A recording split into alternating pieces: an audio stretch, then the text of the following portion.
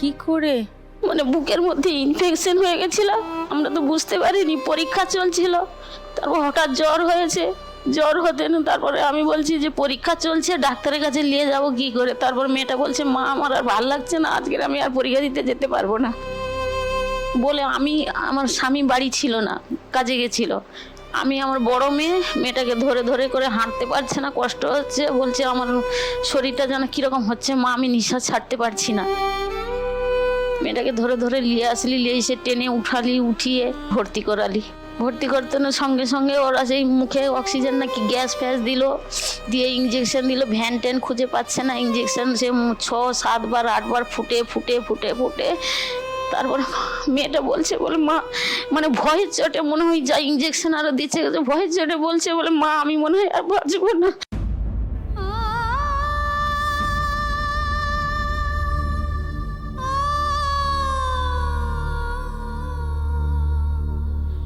আমি তাকে সান্ত্বনা দিচ্ছি, আমি বলি চুপ কর, ঠাকুরকে ডাক, সব ভালো হয়ে যাবে। তারপরে তাড়াতাড়ি করে বেডে ভর্তি করলো, বেডে ভর্তি করে আইসিইউতে নিয়ে চলে গেল। বেচারিকে দেখতে পেলাম, ঘুরি আর আসলো না ওর কাছে।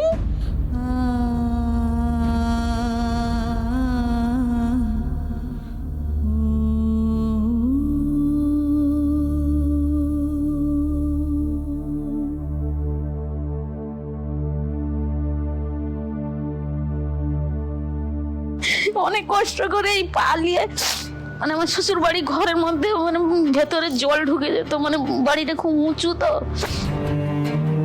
মানে তখন বেড়ার ঘর আরো ছিল, জল ঢুকে যেত। এই পালিয়ে কি কষ্টে দুটো মেয়েকে মানুষ করিয়েছি, বাড়িতে কেউ থাকতো না, সবাই কাজে চলে যেত।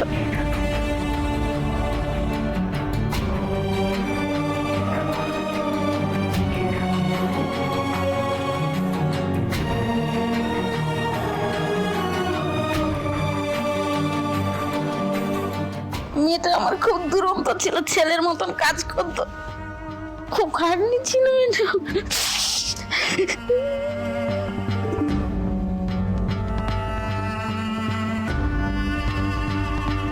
ছোটবেলা থেকে মা হারিয়েছি, মার কিরকম আদরও আমি জানিনি।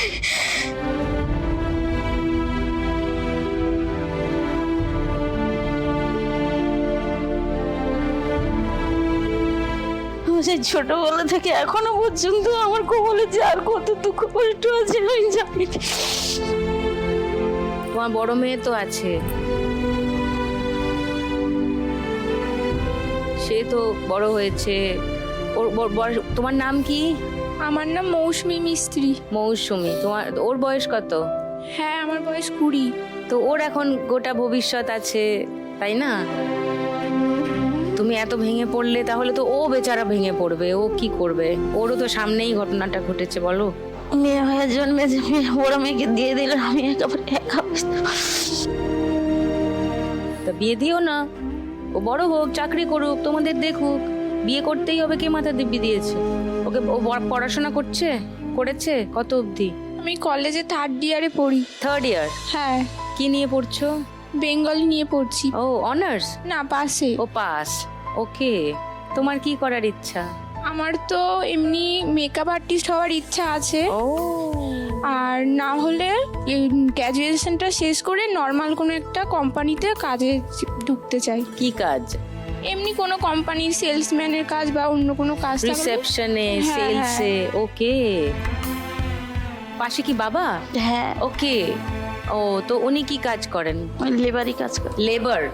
ওকে। তো বাবারকে আর একটু হেল্প করবে যাতে বাড়িটা ভালো করে চালানো যায়।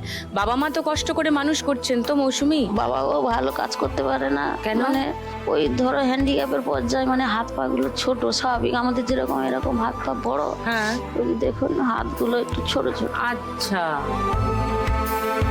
ভারী ভারী কাজ করতে পারে না, উপরে উঠতে পারে না, এই নিচে হালকা কাজ হলে করে। আচ্ছা, তো তাহলে তো মৌসুমীর আরোই উচিত কাজ করে বাবার পাশে দাঁড়ানো। কেন এখন হঠাৎ তুমি বিয়ের কথা ভাবছো ওর? এখন একদম বিয়ে করবে না। দেখো, একজন নেই আর একজন আছে, যে আছে তাকে নিয়ে। হ্যাঁ নিশ্চয়ই, তাকে এক্ষুনি কাঁধ থেকে নামিয়ে দেওয়ার কথা ভুলেও ভেবো না। বুঝতে পেরেছো? তাকাও আমার দিকে, বুঝতে পেরেছো?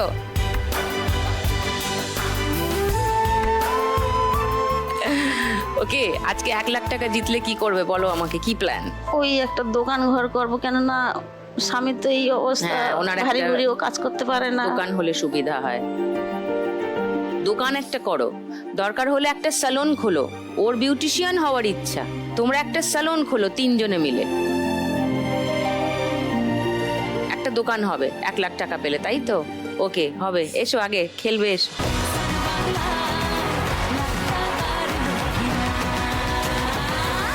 তোমার 1 মিনিট সময় শুরু এখন।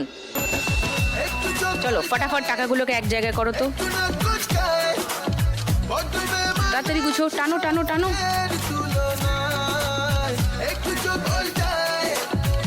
মারো ঝটকা, গুড। এক জায়গায় করো। হ্যাঁ, এবার নিচে ঢোকাও। ঢোকেনি, ঢোকেনি, ঢোকেনি। ঢোকাও ঢোকাও।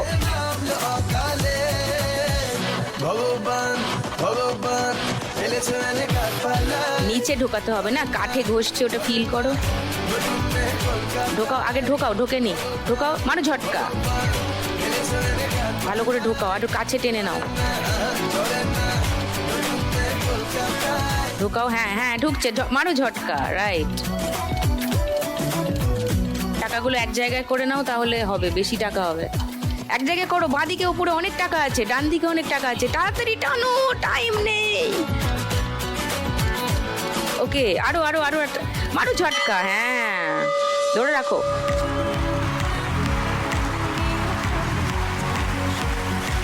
পাঁচশো আছে 8খানা, ও বাবা, এখানেই 4000।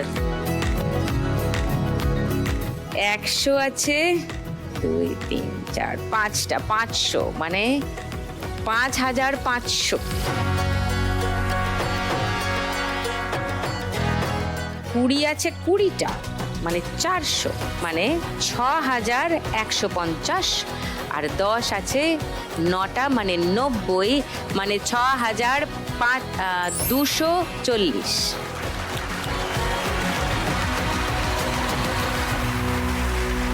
এইবার সুমনা, মন কি সু?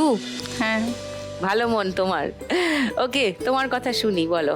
আমারও ছোটবেলা থেকে দিদি মা নেই। আচ্ছা, মা মারা যাওয়ার পর বাবা আবার বিয়ে করলো, সে বাবাও আমাকে দেখেনি। কেন? মা মারা যাওয়ার পর বলে মাকে খেয়েছিস, আর সেই কারণে আমাকে আর দেখেনি। নিজের সন্তানকে কেউ কি করে এভাবে কথা বলতে পারে? তার বাবা হওয়ার কোনো যোগ্যতাই নেই।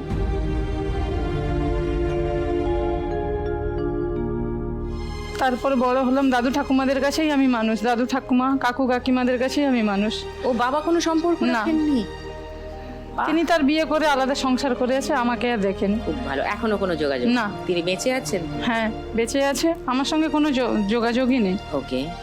তারপর দাদু ঠাকুমারাই বিয়ে দিল দেখে, সেখানেও স্বামীর ঘরেও আমার ঠাঁই মেলেনি। কেন?